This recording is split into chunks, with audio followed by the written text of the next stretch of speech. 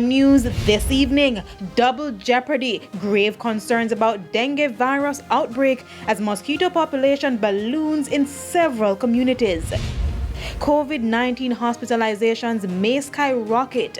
Health sector worried more transmissible new variant will cripple already stressed facilities. Good evening and welcome to Primetime News. We're on air and online at onespotmedia.com. I'm Janella Precious. Also this evening, the Financial Week, Primetime Sports, Sports Commentary, E-Prime and Weather. But before the break, the feedback question.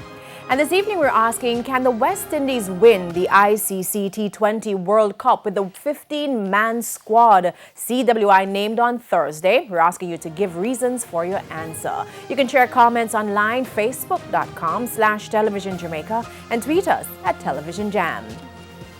Stay with us. Primetime News returns after this break.